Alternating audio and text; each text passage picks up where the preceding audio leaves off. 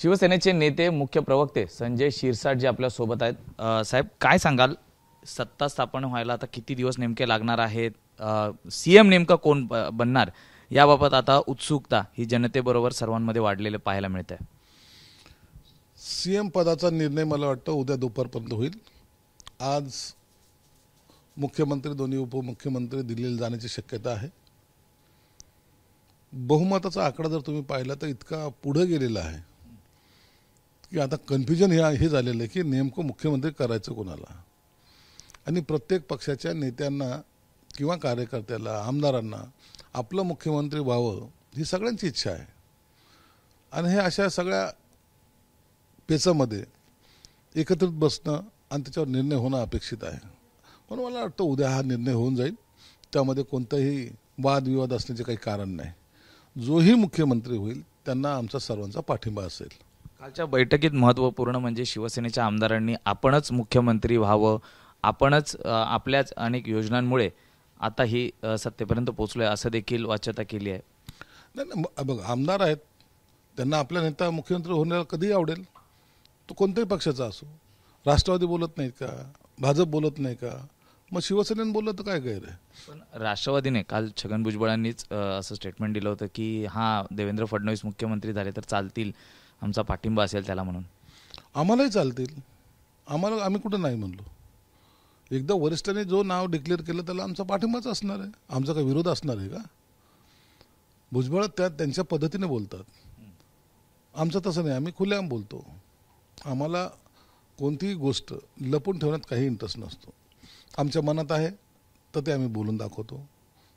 आणि म्हणून आजही आमची भूमिका हीच आहे की कोणीही असा त्यांना आमचा पाठिंबा राहील. नेते वरिष्ठ नेते बसतील आणि निर्णय घेतील. ही स्पष्ट भूमिका आमची. दुसरीकडे आपण पाहतोय की मग मंत्रिपदांचं कसं राहणार, काय नेमकं आकड्यांचा खेळ असणार, कुणाला किती मंत्रिपदं, आपल्याला किती मंत्रिपदं, राष्ट्रवादीला किती मंत्रिपदं असणार, या सगळ्याच गोष्टीचा निर्णय हे तिन्ही नेते घेतील. एकदा मुख्यमंत्री ठरला की बाकीचे पेच सोडवायला काही वेळ लागणार नाही. एक निश्चित आहे, भाजपचं संख्याबळ जास्त आहे, त्यांना 1-2 मंत्रिपद जास्त मिळणं हे गरजेचं आहे. त्याच्यामध्ये कुणाचा विरोध असण्याचं काही कारण नाही. आता समसमांचा फॉर्म्युला इथं तयार होणार नाही असं एकंदरीत दिसतंय. 2 त्यांना जास्त, 2 आम्हाला जास्त, 2 कुणाला कमी, असं सगळं कमी जास्तचं फॉर्म्युला होईल. संख्येनुसार नाही, परंतु पक्षानुसार थोडा बहुत फरक हा निश्चित आपल्याला ग्राह्य धरावा लागेल आणि त्याच पद्धतीने ह्या जागेचं वाटप होईल. दुसरीकडे आपण पाहिलं तर नेमकं अनेक जण मागच्या वेळी इच्छुक होते, तर यावेळी काही नवीन चेहरे आम्हाला मंत्रिमंडळात पाहायला मिळतील का. मागच्या वेळी भरत गोगावले आपण देखील इच्छुक होतात, तर यावेळी तरी मंत्रिपदाची जी माळ आहे ती आपल्या गळ्यात पडेल का, किंवा अनेक नवीन चेहरे आम्हाला पाहायला मिळतील का, किंवा काही जणांची गच्चंती देखील होऊ शकते का. मंत्रिमंडळाचा विस्तार करताना या सगळ्या बाबीचा विचार हा तुम्हाला या मंत्रिमंडळाच्या यादीमध्ये करावा लागेल. गेल्या वेळेला जे मंत्री होते त्यांचा असलेला परफॉर्मन्स, त्यांनी जे चांगली कामं केली असेल तर त्यांना मंत्रिमंडळावर ठेवणे, थोडं बहुत जर कामामध्ये कमी जास्त झालं असेल तर त्यांना कमी करणे, या सगळ्या बाबीचा निर्णय हे नेत्यांनी घ्यायचा असतो.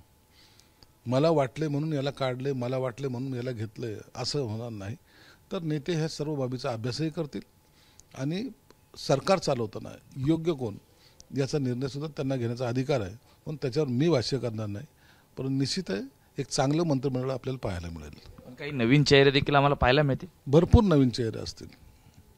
तिन्ही पक्षामध्ये नवीन चेहरे असणार आहेत, एवढं मात्र निश्चित आहे. दुसरीकडे पराभवाचं आत्मपरीक्षण नक्कीच केलं जाईल. हा निर्णय काही अमान्य किंवा अकालनीय आहे असं आदित्य ठाकरेंनी म्हटलेलं आहे आणि पुढे देखील लढत राहू असं देखील ते म्हणतायत.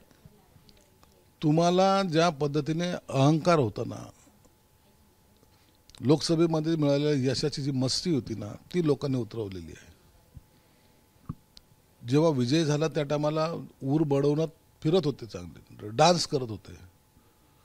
आणि सत्ता आल्यानंतर लोकांना फरशीवर झोपू, बर्फाच्या लादीवर झोपू असे बोलणारे तुम्ही लोक. आता काय होईल. म्हणून हे अहंकारी लोक जे आहेत ना, त्यांना जनतेने जागा दाखवली. म्हणून त्यांना हा विजय जो आहे ना पचनी पडत नाही. परंतु तुम्ही आता लढत राहा, रडत राहा, जमलं तर मातम मनवायला शरद पवारच्या सिल्वर ओकवर जात जा. ते सुद्धा तुम्हाला आता जवळ घेतील का नाही याबाबत शंका आहे. मला वाटतं माझी माहितीप्रमाणे गेल्या 2 दिवसामध्ये शरद पवार साहेबांनी कुणाला फोनही केला नाही आणि कुणाचा फोनसुद्धा त्यांना आलेला नाही. संजय राऊत म्हणतायत की दिलीप मामा लांडेंना एका रात्रीत एवढा मतं, लाखोंची मतं पडली कशी? काल ना आलेले हे काय असा चमत्कार त्यांनी केला म्हणून त्यांना असं मतं पडली? एकूणच संशय व्यक्त केला जातोय त्यांच्या विजयांवरती, त्यांच्याच नाही तर अनेक जे आमदार आहेत त्यांच्या विजयांवरती. ही लोकांना दाखवलेलं प्रेम आहे. आम्हाला लोकांच्या मतावर विश्वास जास्त आहे. बंगालच्या जादूगारापेक्षा जनतेचं प्रेम जिंकणं हे आमच्यासाठी महत्त्वाचं होतं. त्यांची जादू फेल गेली, आमची जनता जागरूक राहिली, हा त्यातला फरक आहे. बरं, सर्वात महत्त्वाचा आणखी एक प्रश्न हाच की कालपासून जर आपण पाहतोय की महायुतीत देखील धुसफूस ही पाहायला मिळते आहे. काल जर पाहिलं तर थोरवेंनी अप्रत्यक्ष म्हणजे प्रदेशाध्यक्ष राष्ट्रवादीचे सुनील तटकरे यांच्यावर टीका केली की त्यांनी महायुतीचं कामच नाही केलं. आज राम शिंदे म्हणतायत की अजित पवारांनी काम नाही केलं. कसं पाहता या विधानांकडे? खरंच महायुतीला आता राष्ट्रवादीची गरज वाटते का की कुठे पश्चाताप होतोय काय? नाही, राष्ट्रवादीची गरज आहे नाही आहे या बाबतीमध्ये मी भाष्य करणार नाही. परंतु जे उमेदवार पडलेत किंवा ज्या उमेदवाराच्या मतदारसंघामध्ये इतरांनी ज्यांनी काम केलं नसेल याचा अहवाल त्या पक्षाच्या नेत्यांनी मागवलेला आहे. म्हणून सगळ्याच म्हणजे राष्ट्रवादींनी मागवलेला आहे, भाजपने मागवलेला आहे आणि शिवसेनेने मागवलेला आहे. त्या अहवालानुसार त्याच्यावर कोणी काय केलं हे सगळं उघडपणे स्पष्ट होईल आणि त्यानुसार कारवाईसुद्धा केली जाईल. मग त्यामध्ये कोण कमी पडलं, कोणी काम केलं नाही, कोणी विरोधात काम केलं याची सगळी गोळाबेरीज या वरिष्ठ नेत्याकडे असणार आहे आणि त्यानुसार त्यांना वागणूक दिली जाणार आहे. दुसरीकडे लवकरच अधिवेशन होणार आहेत, महापालिका निवडणुका या तोंडावर आहेत.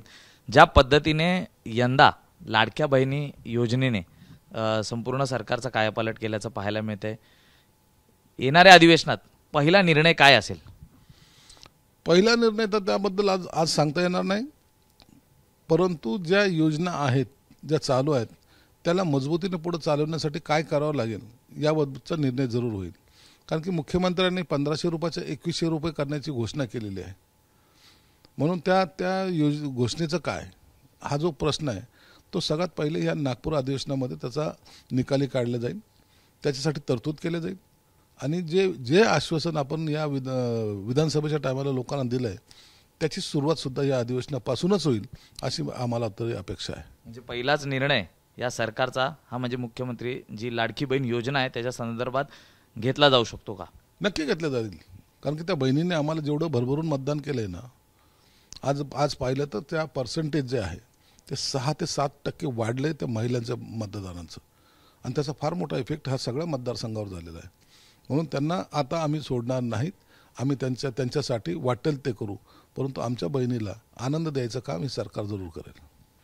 महापालिका निवडणुकाचा आधीपासून जर पाहिलं तर लांबलेल्या आहेत त्या निवडणुका. या निवडणुका नेमक्या कधी होतील हा देखील प्रश्न आहे.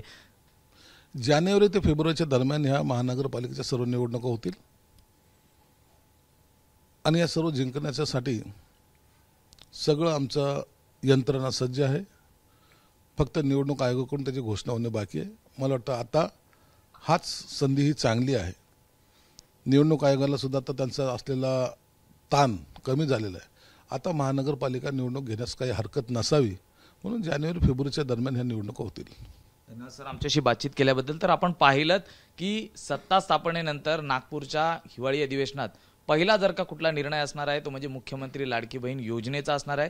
ज्या पद्धतीने या योजनांमुळे सरकारला यश मिळालेलं आहे याच पार्श्वभूमीवरती तातडीने कुठल्याही क्षणी म्हणजे जानेवारी फेब्रुवारीमध्ये महानगरपालिकेच्या निवडणुका या देखील होऊ शकतात असं सूचक वक्तव्य संजय शिरसाट यांनी केलेलं आहे. व्हिडिओ जर्नलिस्ट हेमंत कदमसह मी सूरज सावंत, एबीपी माझा, मुंबई. एबीपी माझा, उघडा डोळे बघा नीट.